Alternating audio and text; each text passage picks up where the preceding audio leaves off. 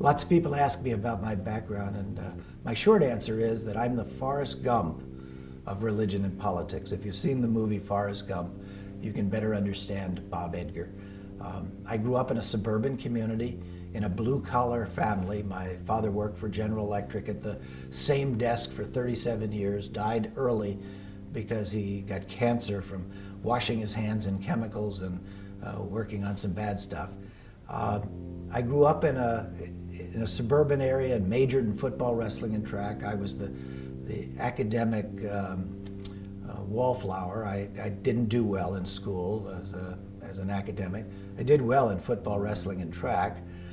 But I just discovered early on that ministers didn't have to be boring, and I chose at about age 16 that I wanted to be a minister. Went off to college. I got into Lycoming College in Williamsport, Pennsylvania, because they took every pre-ministerial student that applied. I proudly hold an honorary doctorate degree and serve on the board of trustees of a university that turned me down as an undergraduate. I became a minister in my own church at age 19.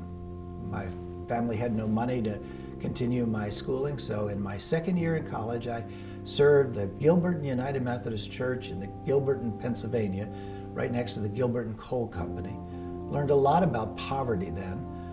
The people didn't own their houses. The coal company owned all the land. They were strip mining at that time. They only owned what was inside their houses, and they were dirt poor. They were just the best people you'd want to know, and they taught me a great deal and have led me to my mantra. My mantra is to address fear, fundamentalism, and Fox News with a commitment to peace, poverty, and planet Earth. And I've carried that throughout my career. At age 19, I'm a minister. I graduate from theological school, age 22. In February of 1968, I meet Dr. Martin Luther King here in Washington, where he was speaking at the New York Avenue Presbyterian Church, and he was speaking about the connection between poverty and the war in Vietnam. He empowered me to think about that issue and commit myself to be an urban minister. I was appointed to a Center City church in Philadelphia. I served as an urban pastor, rode on Friday and Saturday nights with Philadelphia Police Clergy Unit in the late 60s, early 70s in high crime areas. 1971, I became chaplain at Drexel University. In 1972, founded a shelter for homeless women in the city of Philadelphia, and had thought that my whole life was going to be in ministry, working particularly with poor people. But something happened on October 20th, 1973. It was a Saturday night. A president by the name of Richard Nixon fired a special prosecutor by the name of Archibald Cox, who was the special prosecutor looking into Watergate. And I was all of 30 years of age and really angry that a special prosecutor could be fired by the very person and the very administration that he was investigating. So I looked the word Democratic up in the telephone book and started asking around Delaware County, Pennsylvania, who they were going to run for Congress, because my Republican congressman was good friends with Richard Nixon.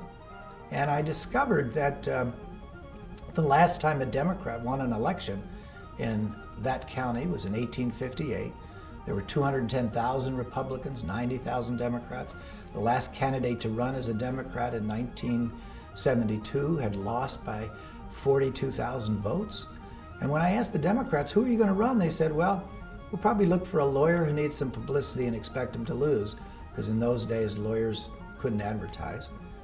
I didn't like that idea, so I announced my candidacy in a primary, and I raised $3,000, got 6,000 votes. My opponent raised and spent $6,000, and he got 3,000 votes. I thought that was pretty cool. Republicans had a primary. They beat the incumbent, and the person that won the May primary on the Republican side, a guy by the name of Steve McEwen, he thought, well, I'll go put a down payment on a house in Washington, because no Republican had lost since before the Civil War. But then in June, the Watergate hearings began with Ehrlichman, Haldeman, John Dean, and Richard Nixon. They were lawyers. And then in August, Nixon resigns. And I don't think they knew that a community organizing, I know the president's a community organizer, a community organizing preacher could go door to door, every train station, every shopping center. I did that from July until the election. In September, my opponent was on the phone with robocalls and other kinds of calls saying, "Do you know that my opponent is a minister?" Well, this is before all the televangelists, choice between a minister and a lawyer, when all the lawyers were involved in Watergate.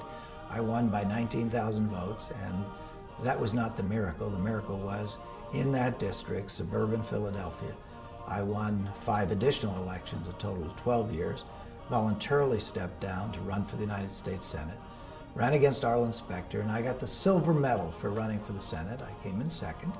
I was not the democratically nominated candidate. They got together in a closed, smoke-filled room and picked someone else to be the Democratic nominee, and I won the primary, so I ran in the general election as the elected Democratic candidate. Arlen and I had a good race. He calls me his favorite opponent. We have since become friends in a number of ways.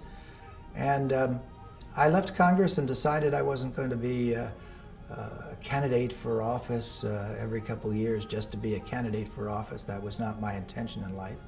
I taught at Swarthmore College for 6 months. I then ran Senator Paul Simon of Illinois' Finance Committee when he ran for president, so I learned how to raise money. I then worked for another Paul, a guy by the name of Paul Warnke, who negotiated the SALT II agreement. I was the director of the Committee for National Security, doing arms control and trying to bring down nuclear weapons. And when the Berlin Wall came down, I wanted to do something hard, and that was be a college president. So I started to apply to all these colleges to be president, and got recruited to take over a bankrupt seminary out in California called the Claremont School of Theology. It had 2 embezzlements before I got there. One guy took $13,000 and they fired him, and they hired the very prominent member of the United Methodist Church, the treasurer of the conference out there, and he did a much better job. He took $350,000. They were about to go out of business. They were squandering their very small endowment. The endowment had shrunk from $7 million to $3 million. So they recruited me to go out and see if we could salvage Claremont School of Theology. And that was an important change in my life, because I learned a very important lesson, and that is organizations don't salvage themselves by focusing on budgets or deficits. They focus themselves on vision and mission. So I immediately worked on the vision and mission, spent 10 years, left the school. Its endowment had shrunk to $3 million. I left it with $25 million of endowment, rebuilt all the buildings on campus simply by focusing on vision. Got recruited away from that experience to be head of the National Council of Churches. And you'll remember my first week as General Secretary of the National Council of Churches. I flew with Joan Brown Campbell to Cuba and picked up the 2 little grandmothers of Elian Gonzalez, the little boy who was lost at sea, brought them to the United States, and took the passion to focus on vision and mission there. And my vision and mission was to end the poverty that kills, heal the earth, and work on peace and nonviolence. In December of '02, I took a delegation to Baghdad to try to stop the war before the war started. And an anonymous donor gave me $7.4 million to pay off all the debts of the National Council of Churches. And this anonymous donor wasn't a member of the National Council of Churches, but she just thought the faith community ought to stand up and speak out for peace and nonviolence. And again, it reinforced my view that organizations need to sharpen their vision and mission. And I came to Common Cause for the same reason. Common Cause was founded 40 and a half years ago by John Gardner, a great visionary. For the first 25, 30 years, we were strong and great guns. We coasted a bit in the later years, and Common Cause had some financial issues. And I just decided that I would go back and take a look at John Gardner's initial vision for Common Cause. And this is what he said on August 18th, 1970. He said, the core mission of Common Cause, I'm going to change one word, core mission of Common Cause should be to shut down the war in Afghanistan. He said Vietnam, but he meant Afghanistan. He said the second mission should be to address poverty and racism, and the third mission should be to renovate health care, public education, justice issues, family planning. This was a surprise to some of my board members and some of my staff. We got pigeonholed that all of our work should be on election protection and ethics and lobbying reform, when in fact John Gardner, a moderate Republican when there were moderate Republicans, joined by other moderate Republicans and moderate to progressive Democrats, thought that everybody had special interest lobbyists in Washington but average ordinary people. And so he formed Common Cause to be that active voice. And they took on the war in Vietnam back in those days. They took on the B-1 bomber. They took on other important justice issues. And in recent years, they have softened their voice. I met Dr. Martin Luther King in February '68, just 5 weeks before he was assassinated. And he reminds us of a very important lesson. He said, "You and I will have to repent in this generation, not merely for the hateful words and actions of bad people, but for the appalling silence of good people."